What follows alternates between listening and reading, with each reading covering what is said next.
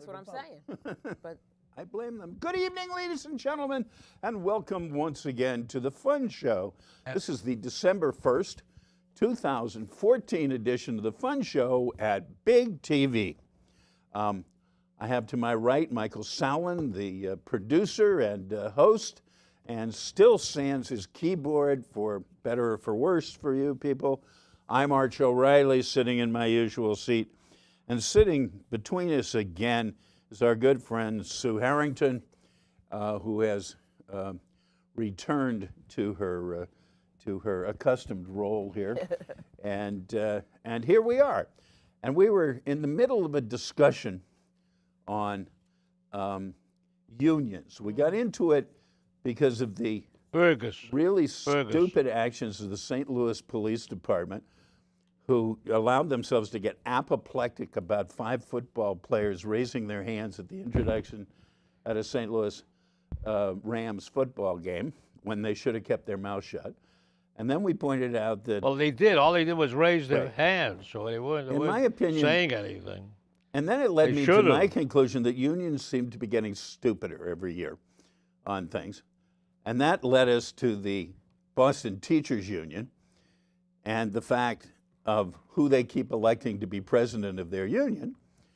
And Sue was pointing out that he is mainly elected by the people who don't vote. And I would agree with her on that, too. And I say that doesn't let them off the hook. Because whether they voted or not, they should be just as embarrassed by who their president is. But, of course, that applies to national elections as well, you know. We had the results last month in many ways, in many instances, by who didn't vote. Of course, tempered by things like gerrymandering and such, you know.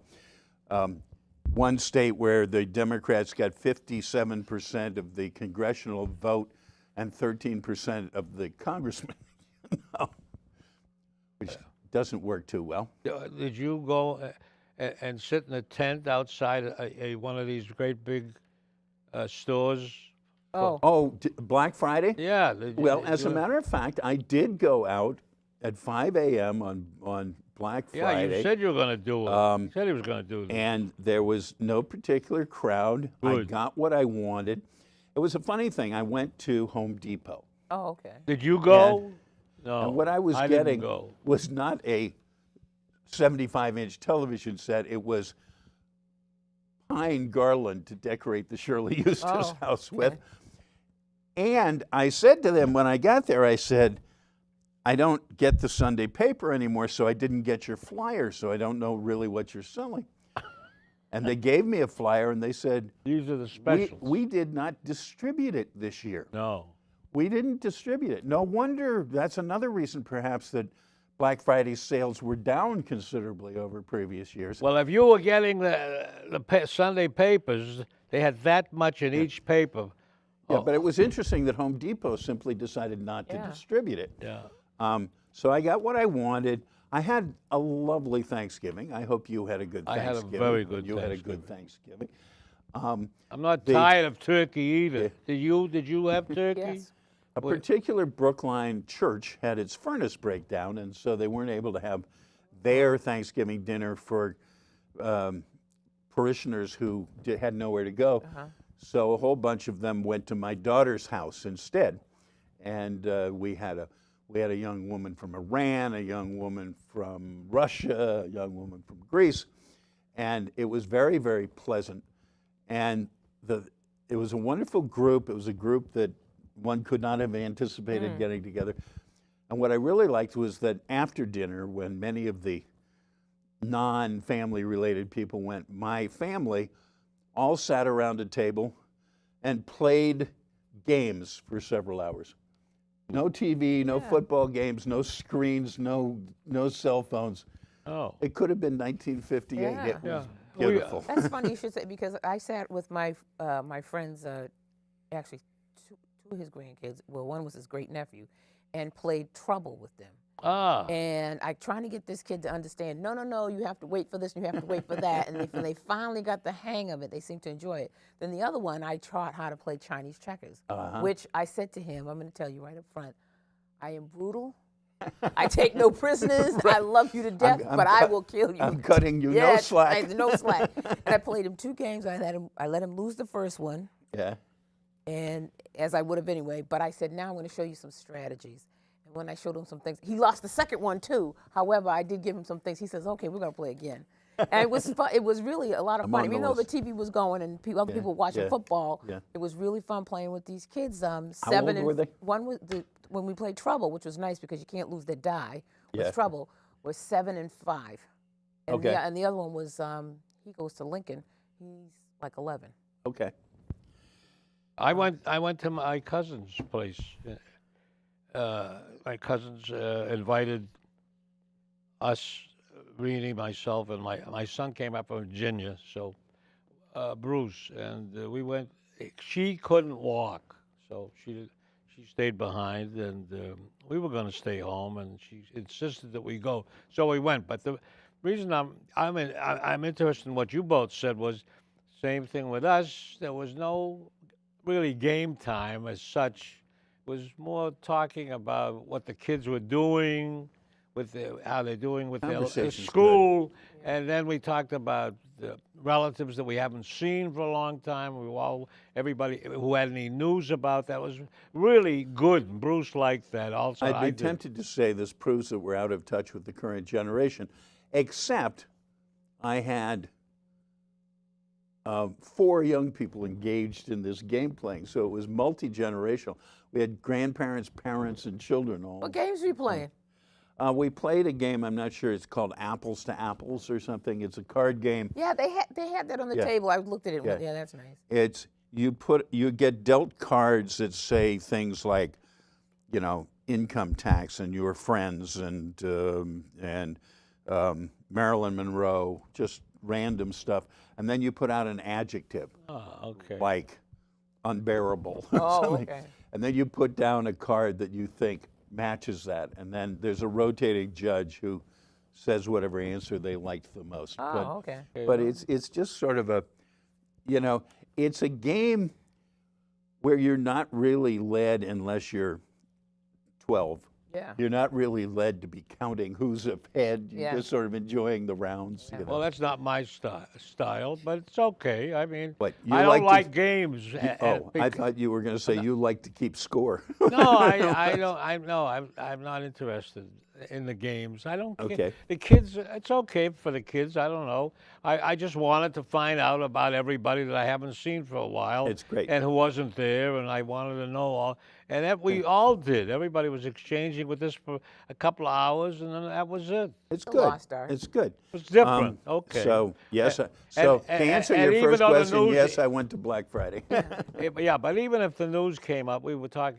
Some of the topics that we might discuss tonight that touched on it, but still, it was the family that we wanted to Incidentally, talk I about. discovered by watching The View Oh, okay. that Whoopi Goldberg didn't know why Black Friday was called Black Friday. A Oh, lot of people don't. And she thought it was a black thing. And so somebody explained to her that it was called, this is the day where many, many businesses expect to get into the black, out of the red and into the black, and be in the black for the rest of the year.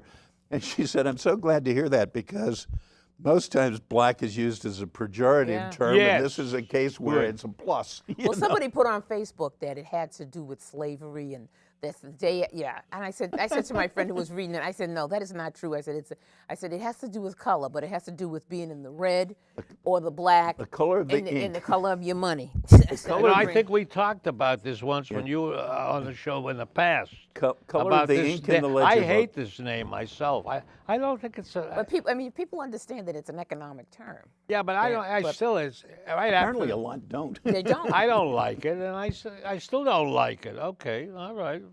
That's how I feel. How do you feel about Cyber Monday? Yeah. Cyber Monday is non-denominational, non-ethnic, and you know. Well, Black Friday is I don't know. non-ethnic too. At this time of the with all the bad things that are going on, and the country's going through a real bad state. But I find it interesting that someone of the stature of a Whoopi Goldberg would be totally unaware of this. Well, You know? I don't. No. No, I don't. All right. I okay. don't like that show anyway. I just think that they No, okay. And what women you're look- saying is that she's an entertainment person, and we shouldn't assume yeah. that she knows too much, Okay. except how to entertain. Yeah, I mean, when you think about this, there's a number of highly educated people that don't know what it means.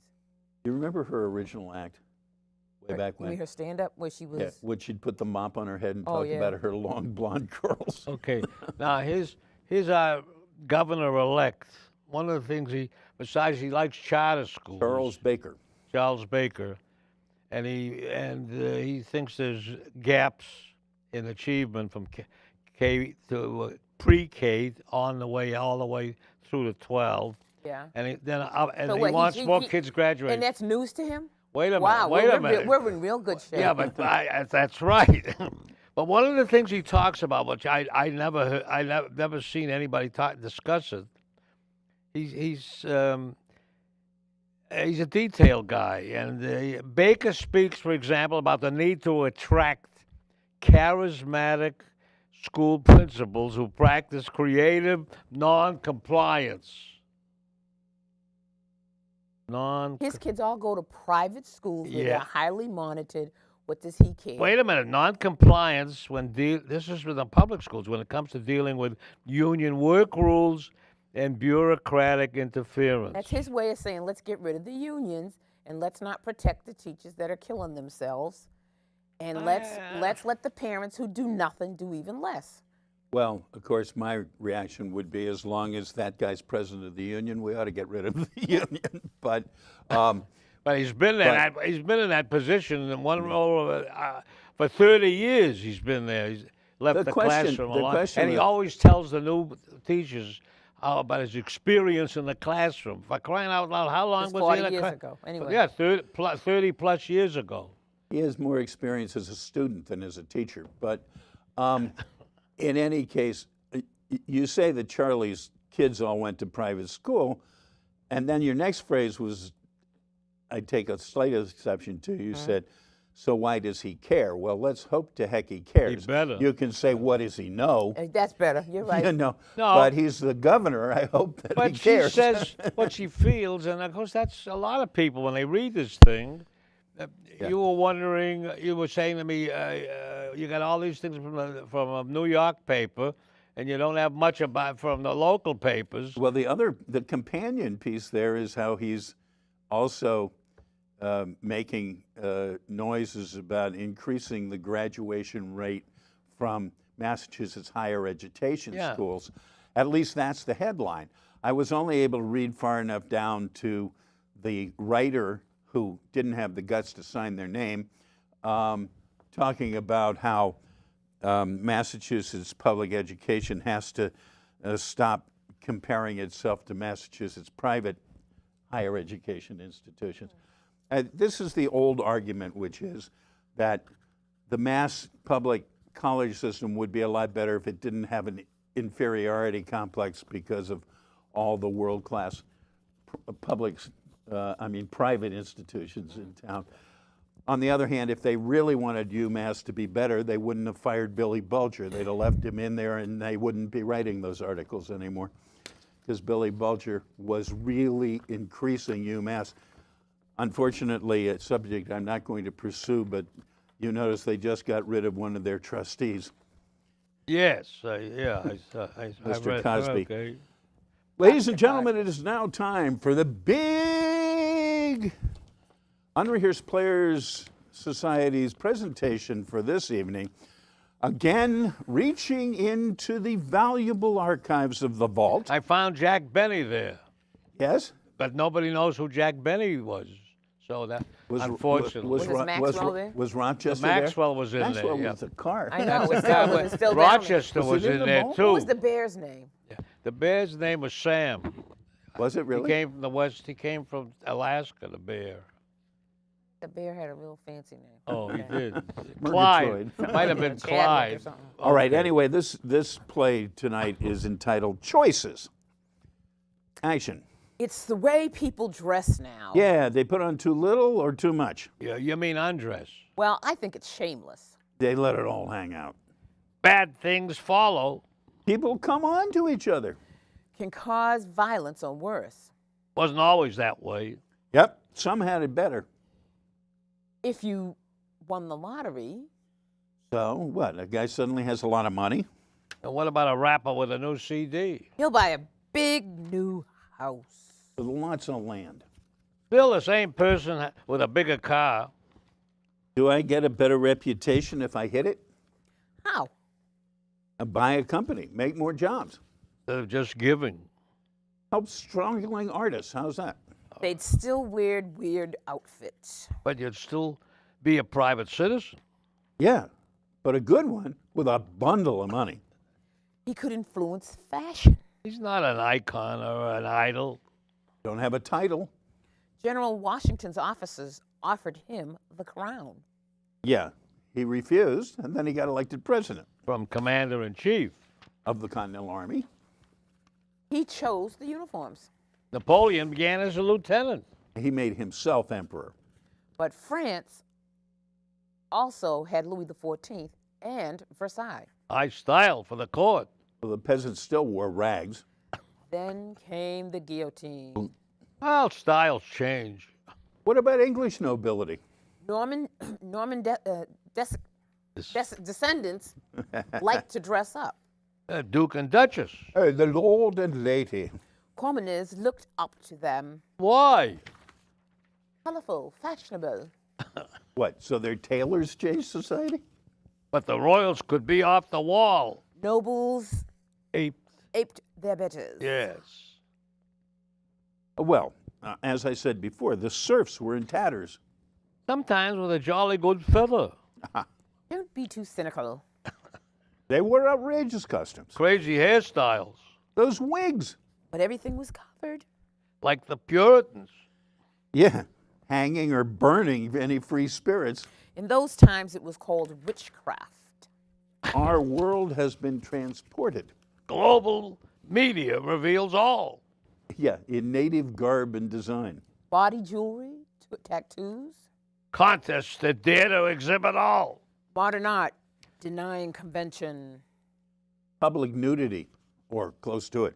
Our leaders accepted. Shrinking bikinis versus baggy pants. What, you're suggesting limits? Dress codes. Language boundaries. I don't know, Boston used to have a theater censor. Let's revive that. But this is 2014. I'm thinking about the youth. Rising standards. You can't go back. We left the door wide open, Mike. That's just it. Lowest common denominator, huh? Yep, in TV, films, books, stand-up, public media, social media. It's got to be restrained. Return to the Victorian age, huh? Proper speech, proper dress. In public, okay. But if kids show it all at school, Too distractive to study. Yeah, what about the teacher's attire? whatever happened to moderation? Conservative taste can be bracing.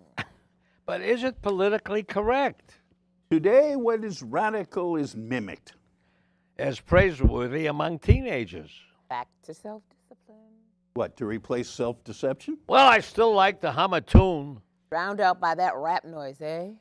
So, we have too much choice? Iraqis chose a parliament and a constitution. They needed some constructive guidance. Oh, don't be negative. Humans will get it right democratically, I hope. I wish I could be so optimistic.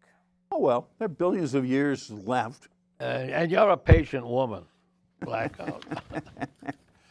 There we go. There we go. Okay. So, Back into the vault. Back into the vault. Susan, Yes. you are very engaged in a wonderful institution called Toastmasters. 90-year-old. Almost as old as you. Almost as old as Michael. As Mr. Sallen. Almost over It me, started almost as they over were me, toasting yeah. his breast. That's okay. Things. He wants to join. Now, I cut the legs out. what I'd like you to discuss to people is how do people who are interested in this challenge, this self-improvement, this method of acquiring more confidence and presence, which of course is affected by increasing and improving your ability in public speaking. It sounds like the Masons. Is that the nations? the Sounds like Masons? the Masons. The Masons. Oh, the Masons? But I don't belong. But the Masons either. were a secret society. Yeah, but they turned me down, by the yeah. way. Any- Okay. They Anyway, did. I'm sure. Yeah. I'm sure. They weren't going to have any Jewish Masons. Well, yeah, that's that. Now you're getting there. Right. Okay, well, Anyway, go ahead. So how do people start? Well, one way to start is to go online, Toastmasters International, find a club that is an open club, or in some cases you have them that are part of people's workplace, and visit. Go and just be a guest and see if you like it, because each club has its own atmosphere. Mm-hmm. I belong to two clubs. I belong to a community club and an advanced club, and just the whole atmospheres are different. Some meetings are 2 hours long. Some meetings are only an hour and a half long. Some meetings an hour long. They all have the same components among them, but the atmosphere is different among them. And the objective is to give you the tools and the experience and the confidence to put yourself forward, more or less. Well, actually, there's two components to it. There's the competent communicator component, and then there's the competent leadership component. The competent communicator component, it does have to do with speaking in front of others. Mm-hmm. And you have, in order to become a competent communicator, you have to complete the competent communicator manual, which has 10 projects in it, 10 speech projects. And each speech project has an objective. So once you've finished all 10 of those, you become a competent communicator. But also along with it, you could become a competent leader. And that has to do with working within or functioning within an organization. And a lot of people don't know about that. When I joined, I didn't know about that. I got these two manuals, and I took one and set it aside because I thought you had to go through them each individually. Yeah. And you can go through them simultaneously. It's sort of a internally operated organization, right? The members are also, or some subset of the members of the people also running things. Exactly. Sounds like it might be easier to be a Thanks. plumber. A plumber? Yeah. I mean, okay, well, you go to We school for don't that. license. Well, wait a second. Wait a minute. I'm not done. One more thing. I haven't got time. We have Toastmasters here at this facility, right? Yes. Yeah. Toastmasters on the second and fourth Tuesday is the community club, Okay. which means anyone can join that. Right. Anyone. Okay. You don't even have to be a Brookline resident. You can live in Watertown. If that night and time suits you, you could join that club. So that's it big, right here at the studio. Yes. Go ahead, Michael. Okay. Here's a letter in today's paper, and I'm just going to, the title, Elderly Don't Want Nursing Home Roommates. Now, your mother might be involved. I don't know. They have people who live in assisted living where they have their own little apartment, and that's it, in their own place. Then they have as they get sicker, as they get older, they might get sicker, and they're telling us that they want to avoid the high cost of nursing home care. So they don't want a roommate. What this comes down to? It's all a matter of cost. Well, that's now. It's all a matter of cost. I mean, why? And who wrote this?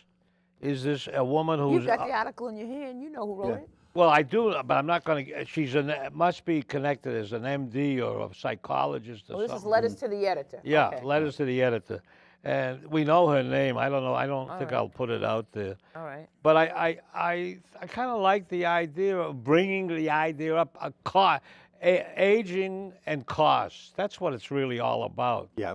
Yeah, some people have the money to have it the way they want it, and then there are people poorer who don't have the funds to have all these extras. You want the Republican answer?